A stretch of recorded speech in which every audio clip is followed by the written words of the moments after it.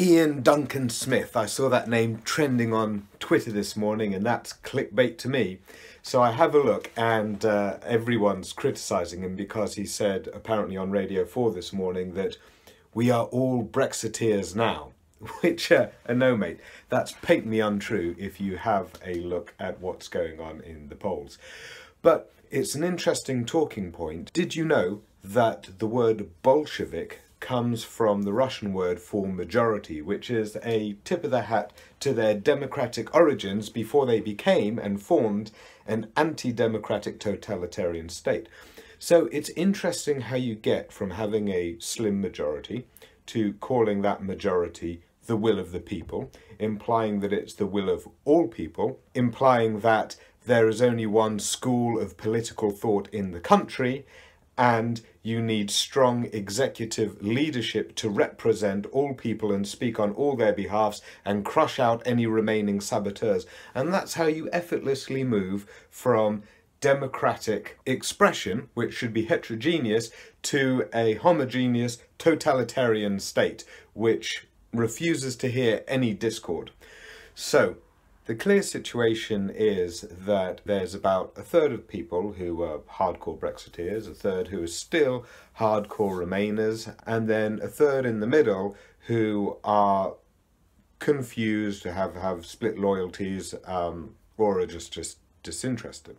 And that's basically what the political landscape looks like. Whether right or wrong, that's how people feel. That is their sentiments, and they should be allowed to express those sentiments and be proud of their natural inclinations. So this brings me on to another point, which is respecting the result, respecting the referendum. So for us Remainers, it was a regular question that was put to those who had advocated Remain: do you respect the result of the referendum? Do you respect the result of the referendum? And everyone has to say dutifully yes, because it was a democratic vote. But do the leading Brexiteers in government, taking us down the current path, do they respect the result of the referendum?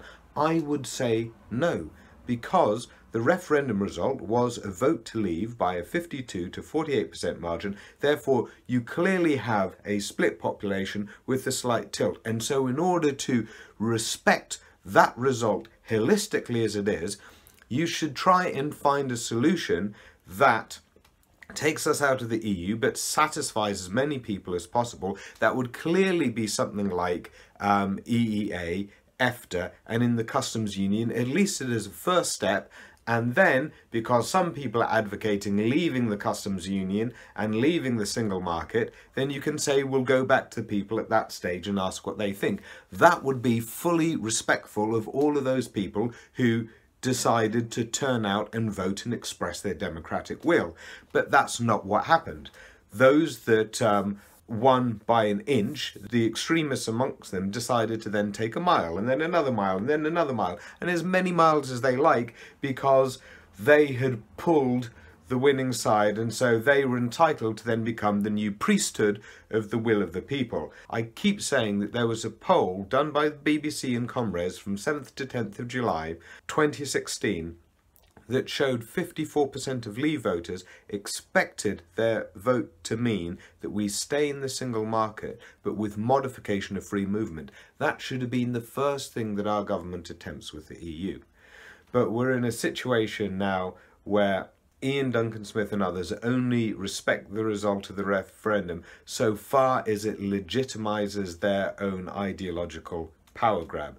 And as more and more people become disenchanted with the direction of the government at the moment, not just the negotiations with the EU, where confidence in that is plummeting, but the actual direction chosen by the government only has 40% support. That should make you deeply question the notion that we are all Brexiteers now.